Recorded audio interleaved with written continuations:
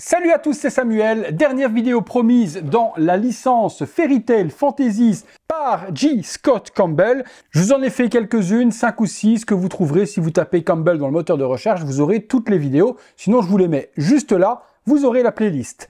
C'est la dernière à jour, en tout cas dans la collection. Si d'autres venaient à sortir par la suite, il est possible que je prenne les suivantes. Concernant celle-ci, je remercie mon poteau Yves qui a réussi à me la dénicher en Allemagne à une tarification plutôt correcte. En France, elle était plutôt difficile à trouver et je l'ai eu neuf scellé grâce au poteau. Donc un énorme merci à toi, mon frérot.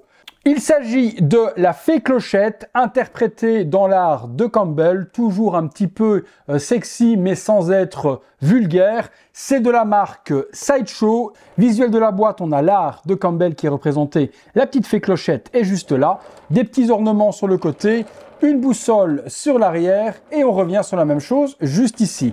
Tinkerbell, qui est son nom en anglais, sur le dessus Fairy Tail Fantasy J. Scott Campbell, et en dessous les warnings, les petits codes barres et la numérotation. Ah ouais, quand même, c'était l'âge d'or de la collection, 3500 exemplaires. Celle-ci est la numéro 3023.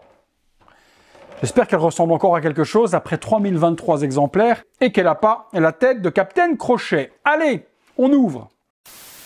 Allez, à l'intérieur, on regarde ça. Elle est déjà ouverte parce que le poteau Yves a vérifié qu'il n'y avait pas de casse. Du coup, on l'a déjà ouverte. Alors, ça se présente comment là-dedans? Bon, il y a deux pièces. Le socle et la Fée Clochette.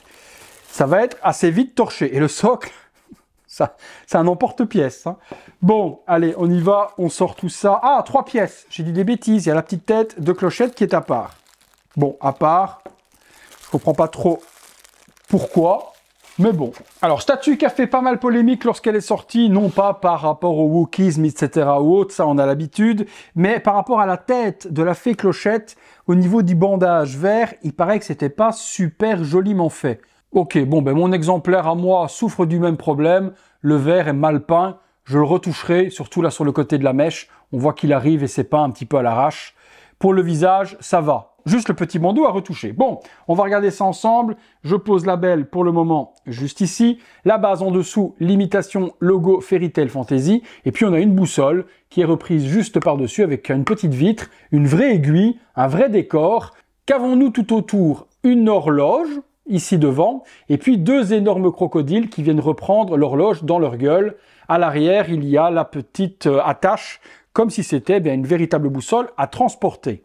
Très beau. La base, franchement, on se plonge un petit peu dans l'univers des enfants perdus de Fée Clochette. Je dis oui. Le corps, le voici. Donc, très jolie sculpture. Petite liane d'herbe autour de la cuisse. Sa tenue en feuilles. On a l'impression que c'est des feuilles. C'est très bien fait. Toute petite poitrine. Elle tient sa fesse sur le côté et puis l'autre main de façon très féminine. Les ailes sont en résine translucide avec des ornements de très grandes ailes. Elles sont pluguées dans le dos de façon plutôt propre. Comment assemble-t-on? Il y a un pegs dans le pied de Clochette. Et ici... Oh, c'est bizarre ça. Comment ça va se mettre ça du coup? Attendez, hop. Ok, donc ça vient s'enficher de la sorte. Pas casser le plexi, ce serait con. Voilà. Elle s'en fiche comme ça. Et puis concernant la tête, on la regarde de près. Très joli petit maquillage, des yeux verts, la petite bouche semi-ouverte. Les cheveux font un petit peu pâté, mais bon, on est sur une ancienne statue qui a quand même quelques années. Le bandeau vert, lui, est complètement dégueulasse. Il faut le reprendre et je vais le reprendre moi personnellement parce qu'il n'est pas super bien peint. On dirait qu'ils ont bâclé ça. Dommage. La jointure est masquée avec le petit collier. Donc ça, c'est très bien également. Et puis, voilà. Statue assez simple à monter qui va compléter la collection de Séverine et de moi-même, puisqu'on collectionne ces Campbell à 2, et elles sont au salon dans un superbe meuble TV qu'on a fait réaliser en placo avec des niches, et sur la partie du dessus, je peux vous montrer une petite photo juste là si vous voulez. Sur la partie haute, on a donc mis les Campbell, avec quelques statues Disney, Cartoon Kingdom et autres sur le côté. Ça habille super joliment l'espace télé du salon.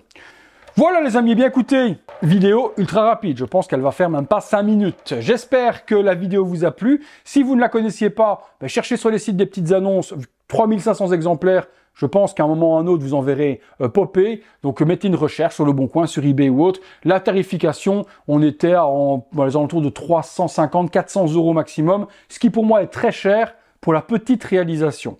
Mais bon, comme d'habitude, tant qu'il y a de la demande, les prix seront ce qu'ils sont. Allez, si la vidéo vous a plu comme d'hab, le gros like, abonnez-vous si ce n'est pas fait, activez la petite cloche, les notifications, c'est tout pour Clochette, c'est tout pour moi. À très bientôt pour une prochaine vidéo. Salut à tous.